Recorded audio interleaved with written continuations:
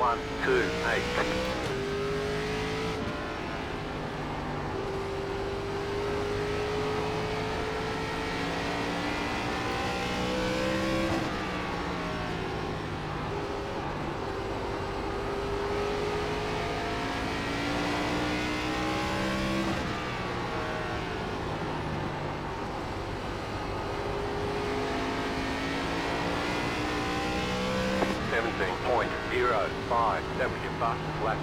Alright, so let's take a look at the hot lap. So this is going to be first or second lap, and the run-up doesn't even really matter. So that's kind of good news for having to worry about all of that. I'll show you the best run-up technically. It matters the tiniest bit, I guess. But I just start on the high lane, then just turn it down on exit to make a straight line of the exit, and then try to get my wheel straight as early as possible. And that's how I get my run. So turn one of our hot lap is going to be kind of interesting. So I tried a few ways to do this, and what I liked here was the 67% brake bias, and I just kind of enter the corner straight right here, and I just dive bomb the corner just very slightly. Like normally on normal laps, I would be braking right at the start finish line or just right after it. But here you see I'm kind of waiting for like this couple, like the Carpenter's Campers or whatever, that sign right there. I'm kind of waiting for that to get on my brake. And I'm using a pretty high amount of brake for ARCA short tracks, 40%. So this normally would be amount of brake that can just spin you out. But because I'm doing this in a straight line, then it's not spinning me out. So if I was trying to do more of my turn here, I would have just spun out entirely. But this is why I'm doing this approach to where I'm entering straight pretty much. And so as I brake all the way down to the white line like this, and then once I get down to the white line, I back it down to the trail brake, which is like 10-20%. And I just hook the white line with that partial brake into a partial throttle. So you see partial brake when I get to the white line, and then transition that to a partial throttle, and then just hold that partial throttle, let the car slide up the track a little bit on its own, and then full throttle off the corner. I probably could have gotten away with a little bit longer. I could have dove this just a little bit harder and got to the white line a tiny bit later, and that probably would have made everything a little bit quicker. But it's still not an easy entry, so I'm pretty happy with how that went. The later I get to the white line there, the longer I'm able to stay towards the bottom, and then it's actually easier to exit like that. But kind of made my bed when I got down to the white line a little bit early.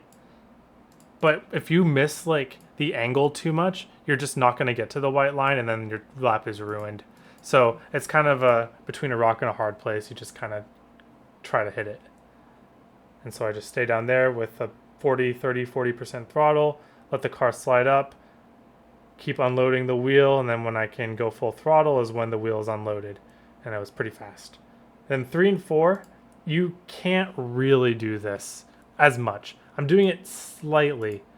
You'll see that I am dive bombing the corner slightly. This is a little bit further ahead of where I would normally brake for the race. So I'm doing it slightly, but again, this is a fairly big amount of brake, 30%. Would normally spin you out with a lot of wheel input. So you can see here, I don't have a lot of wheel input. And then by the time I add my wheel input, I'm back all the way down to 10%. So do not have significant wheel input with your steering wheel if you are over 10% brake. Okay? And I'm just going to hold that, keep it down by the bottom as long as possible, transition to that partial throttle. Really, lap time is really found if you can keep your lefts all the way until the white line starts again. If you aren't sliding up by this point, you're gaining lap time. If you're a lane up trying to get on the throttle early, it doesn't matter how much throttle you're getting on. There is no lap time to be had. So you really just got to take the bottom, whatever speed you're holding is what you have. And then again, no full throttle until you can straighten out the steering wheel. This wall right here catches up quick to you, so you really can't force that full throttle early. You can go with that 75% with the wheel turned, but really don't go that full throttle until your wheel is straight, or else you're going to pay for it with a 0x and your lap is not going to count. Okay, check it one more time, no stopping. A little bit of a dive bomb. Turning the wheel under trail braking, we transition into a partial throttle.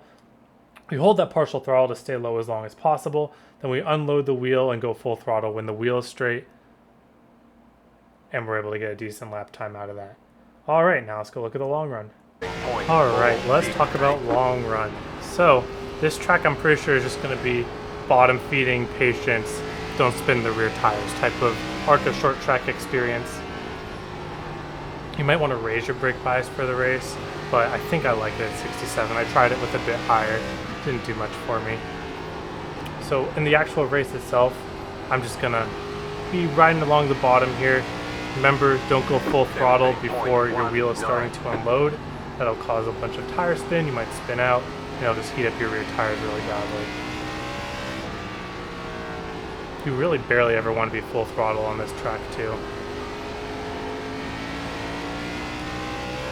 17.286. I just love hugging this bottom, going straight from trailing drag brake into the partial throttle. You might want to start lowering your brake bias as the run goes on if you find that you're not getting the rotation you're looking for in corner center. That's going to be pretty aggressive though. A lot of people are going to spin out trying to implement that for sure. That's kind of what happens at these ARCA short tracks. The speed comes from having a lower brake bias, but that comes with a lot of risk as well. 17.233. So just staying low as long as possible will lead to you getting better drives off the corner. So if you are really tempted to throttle up early, just know that it probably is not going to work out. Oops, because you're probably going to slide up and cause yourself to not be able to get to full throttle that early anyways. So it's even better just to stick on the bottom here, partial throttle, and then only get full throttle at the very end. 17.324.